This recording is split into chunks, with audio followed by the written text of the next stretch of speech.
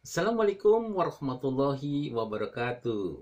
Tetap semangat dengan Pak Dedi dalam ilmu kimia. Kali ini Pak Dedi membahas masalah gugus fungsi. Ya, apa itu gugus fungsi? Sebenarnya masalah gugus fungsi ini itu berkaitan erat dengan senyawa karbon.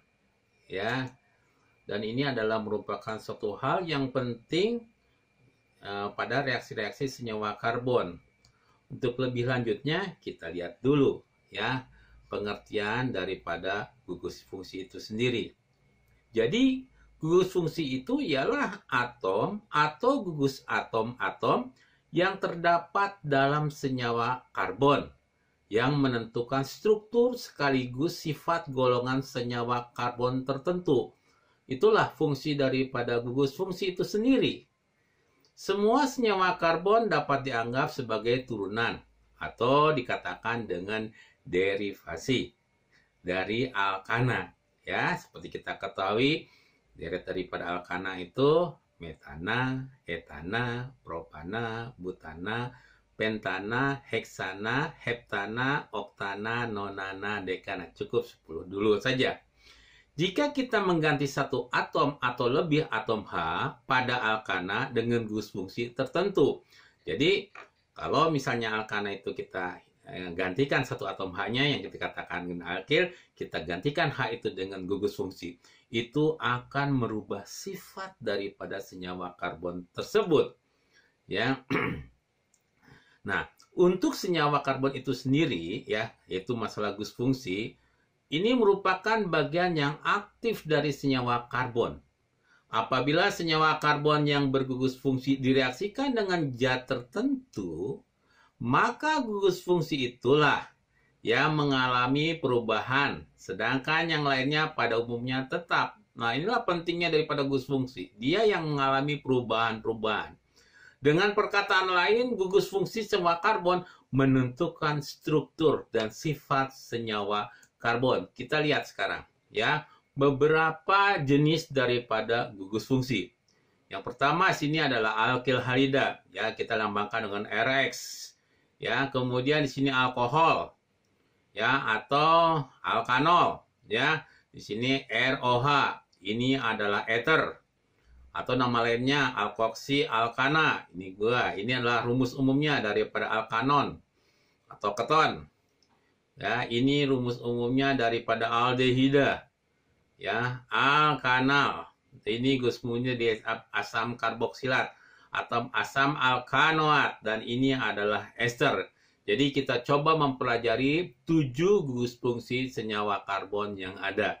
Ya, tolong dipahami ya dan dimengerti rumus-rumus ya daripada gugus fungsi tersebut. Ya. Kita lihat ya dengan memperhatikan daripada gugus fungsi, ya kita bisa mengenalkan gugus fungsi senyawa karbon itu dengan melalui satu. Ya, ini gugus fungsi alkena, ya dapat dikenal dengan mereaksikan senyawa alkena dengan air brom. Ya, ini air brom yang warnanya merah, kelihatannya sih merah kecoklat-coklatan. Maka warna merah dari air brom itu akan hilang. Kenapa nih? Warna air brom itu akan hilang. Kita lihat persamaan reaksinya. Di sini contohnya adalah propena. Ya, ini propena. Nah, dia mempunyai ikatan rangkap. Direaksikan dengan air brom. Brom, di sini Br2, brom 2 ini ada 2. Br yang akan masuk sini 1. Yang ini akan masuk sini 1. Maka persamaannya seperti ini. Ini reaksinya adalah reaksi adisi. Pemutusan ikatan rangkap menjadi ikatan tunggal. Ya, mengakibatkan air brom ya warna air brom warnanya akan hilang ya. Kemudian yang berikut lagi, yang kedua kita kenalkan lagi adalah bagaimana kita menentukan gugus fungsi daripada alkohol. Di mana gugus fungsi alkohol kita ketahui ini rumusnya ROH atau strip OH ya dapat dikenal dengan mereaksikan senyawa alkohol dengan logam Na membentuk gas H2. Jadi alkohol itu kalau direaksikan dengan natrium ya menghasilkan gas H2, gas hidrogen. Di sini adalah etanol, kita reaksikan dengan natrium, logam natrium di sini, maka akan terbentuk natrium enolat dan gas H2. Ini tanda panah ke atas menunjukkan adalah gas itu, menunjukkan gas. Kemudian berikutnya lagi, ya selain daripada tadi alkena, kemudian alkohol, kita bisa lihat lagi bagaimana kita mengenalkan gugus aldehida. Ya, jadi gugus aldehida ini, ya, ini dapat dikenal dengan reaksi Fehling dan Tolen. Jadi ada dua reaksi yang akan menentukan indikasi daripada aldehida.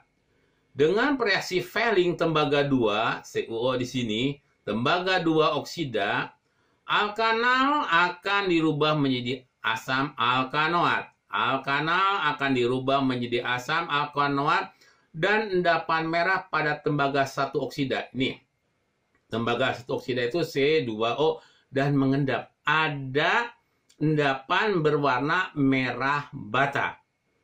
Ya, itu kalau kita menggunakan reaksi Fehling. Bagaimana kalau kita gunakan dengan Tollens? Apa yang terjadi dengan Tollens? Ya, kalau alkanal kita dikenal dengan Tollens, ya, Tollens itu adalah Ag2O dalam amoniak, Tollens. Alkanal akan diubah menjadi asam alkanoat, sama menjadi asam alkanoat dan terbentuk cermin perak pada dinding tabung. Jadi menjadi cermin perak dan dia mengendap di sini. Ya, ada cermin perak. Ini dilambangkan di sini, gambarkan. Tadinya di sini bening dan kemudian berubah menjadi cermin perak. Ya, itu adalah masalah aldehida. Ya, itu adalah masalah aldehida. Jadi aldehida itu dapat kita lakukan dengan uji Fehling dan uji Tollens. Nah, berikutnya kita coba dengan asam alkanoat.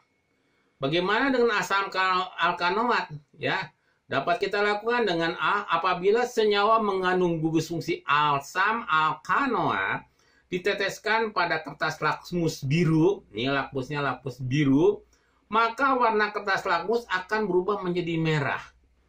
Ya, kita ketahui ya pada saat kita membahas masalah larutan asam dan basa, apabila lakmus biru ya berubah menjadi merah ketika dicelupkan ke dalam satu larutan, maka larutan itu akan bersifat asam.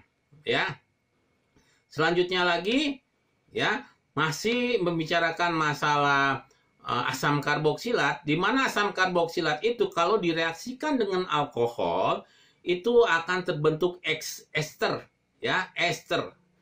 Jadi namanya adalah reaksi esterifikasi. Itu pembuatan ester. Maka akan dihasilkan bau yang harum seperti buah-buahan.